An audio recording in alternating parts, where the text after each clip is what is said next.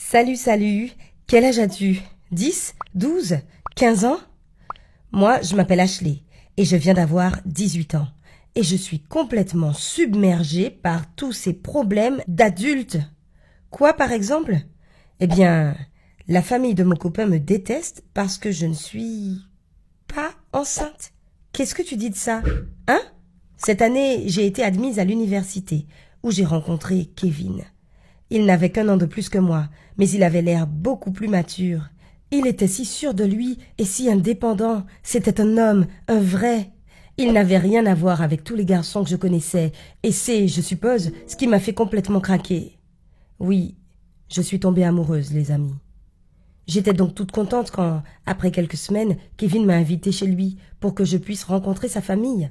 Sur le chemin, il a répété une bonne dizaine de fois que nous avions une relation très sérieuse et que je devais tout faire pour plaire à ses parents. À ce moment-là, je n'y prêtais pas vraiment attention, ni au fait qu'il était si préoccupé, ni à cette étrange agitation et pression.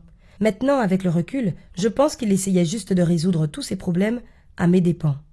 Tu vas voir, je vais tout expliquer. La famille de Kevin était parfaite. Ses parents avaient l'air d'être tout droit sortis d'un film des années 50, et j'ai été complètement séduite par leur manière impeccable quand nous parlions. Et il y avait aussi la petite sœur de Kevin, Samantha, qui ressemblait à une poupée. J'ai adoré leur grande et belle maison, leur adorable chien et la nourriture divine préparée par la mère de Kevin. Du coup, chaque fois que Kevin me proposait de rester pour le week-end, j'acceptais avec joie. En plus, leur maison se trouvait dans la même ville que notre fac, ce qui m'évitait de faire un long trajet dans un bus archi-blindé. Tout était beau et rose, dans mon petit monde à moi. Mais en réalité, je n'avais pas vraiment remarqué ce qu'ils ressentaient envers moi. Mais avec le temps, j'ai fini par ouvrir les yeux. Tout d'abord, ils me parlaient à peine. Ce que j'ai pris pour de la politesse et des bonnes manières s'est avéré être une froideur délibérée. Pendant les dîners, la famille se rassemblait, comme des robots, exactement à la même heure tous les soirs. Mais ils ne faisaient tout simplement pas attention à moi. Pourtant, n'étais-je pas la petite amie de leur fils? Deuxièmement, je n'avais le droit d'aller nulle part, sauf dans la chambre de Kevin et dans le salon. Je ne pouvais même pas me balader dans leur jardin. Comme si j'étais un éléphant maladroit qui pouvait endommager les bosquets décoratifs plantés par la mère de Kevin. Quant à Samantha, en fait, elle était carrément impolie envers moi, et plus on se voyait, plus elle devenait insolente. J'ai été très affectée par la situation et j'ai essayé d'en parler à Kevin, mais il est resté silencieux. J'ai alors pensé que Kevin, si sûr de lui et si indépendant, était profondément attaché à sa famille et ne voulait pas causer de conflit.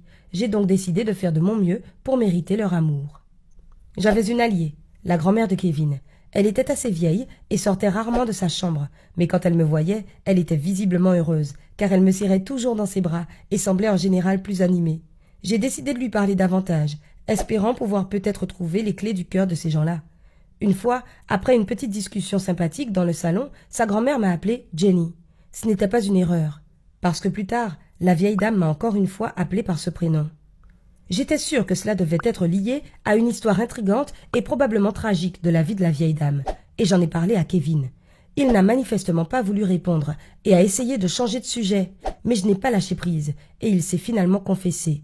Jenny était son ex-petite amie. Je n'étais pas préparée pour cette réponse, mais j'ai quand même insisté pour qu'il me raconte toute l'histoire. Il s'est avéré que Jenny et Kevin avaient été en couple pendant plusieurs années, avant qu'ils ne me rencontrent. Tout était sérieux, et les proches de Kevin la considéraient déjà comme leur belle-fille. Kevin m'a aussi montré sa photo. C'était une jolie fille aux longs cheveux bruns. Elle m'a instantanément déplu. Kevin n'a pas dit un mot, mais je ne suis pas bête, et j'ai tout compris. La famille de mon amoureux ne m'aimait pas, parce qu'elle était encore trop attachée à Jenny.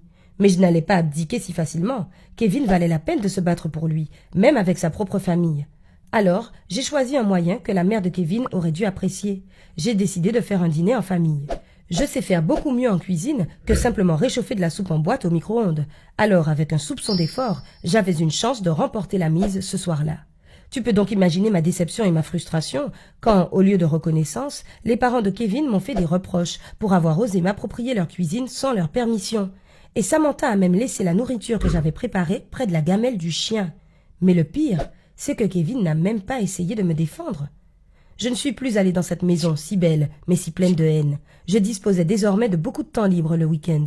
Mais comme tu pourras sûrement le comprendre, je n'étais pas prête à passer du temps avec mes amis. Alors je me baladais seule dans le centre commercial du quartier. Et un jour, j'ai vu Jenny. Je l'ai reconnue tout de suite. Je ne comprends toujours pas pourquoi j'ai décidé de la suivre, mais cette décision a changé ma vie entière. Parce que j'ai vu Jenny entrer dans un magasin de vêtements de maternité. Je me suis précipitée à l'intérieur, faisant semblant d'être une cliente ordinaire. Et puis, j'ai vu Jenny sortir de la cabine d'essayage, dans une robe qui mettait en valeur son gros ventre. Contrairement à la robe qu'elle portait quand je l'avais aperçue dehors. Et j'ai eu du mal à étouffer un cri de surprise et de choc. L'ex-petite amie de Kevin était enceinte, et visiblement dans son dernier trimestre, alors que nous étions ensemble depuis moins de 5 mois. J'ai continué à espionner Jenny. Après avoir fait son achat, elle s'est rendue au café du coin où Samantha l'attendait déjà. J'avais peur d'être vue, alors je me suis cachée derrière la plante décorative la plus proche. Mais j'ai quand même remarqué que Jenny et Samantha se serraient chaleureusement dans les bras l'une de l'autre. J'ai réalisé que je n'avais jamais eu la moindre chance d'être aimée par la famille de Kevin, et que cette relation n'avait aucun sens. J'ai envoyé un message à Kevin, disant que je savais pour lui et Jenny, et que je ne voulais plus le voir, et j'ai cessé de répondre à ses appels. Mais Kevin a quand même trouvé un moyen de me parler. Il est venu dans la ville où je vivais et a trouvé la maison de mes parents, un soir, très tard. Je ne voulais pas sortir, mais il a failli casser ma fenêtre pour attirer mon attention. Alors j'ai quand même écouté ses explications. Comme Kevin me l'a raconté, Jenny était tombée enceinte, mais pas de lui. Il a insisté sur le fait qu'elle l'avait trompé avec un mec qu'ils connaissaient tous les deux, et que c'était exactement la raison pour laquelle ils avaient rompu. Mais sa famille ne le croyait pas, et pensait que Kevin fuyait tout simplement ses responsabilités. Et j'étais une sauveuse pour lui, sa nouvelle petite amie, qui était bien mieux que Jenny, et qui allait pouvoir être aimée par sa famille. Évidemment, ça n'avait pas fonctionné, mais il m'aimait toujours, et voulait que je revienne. Mais tu sais, cette histoire, c'était juste trop pour moi. Kevin occupe toujours une place importante dans mon cœur, mais je ne suis pas prête à me retrouver dans une position aussi conflictuelle avec ses proches, et je ne veux pas non plus être impliquée dans des histoires avec son ex enceinte. Alors j'ai décidé de quitter Kevin, et quelques mois plus tard, j'ai entendu dire qu'il avait demandé Jenny en mariage. Je suppose qu'il a tout simplement baissé les bras sous la pression de ses parents, ou bien il a fait un test de paternité. Voilà toute mon histoire, les amis. J'ai fait beaucoup d'erreurs, mais je vais vous laisser juger par vous-même exactement là où je me suis trompée.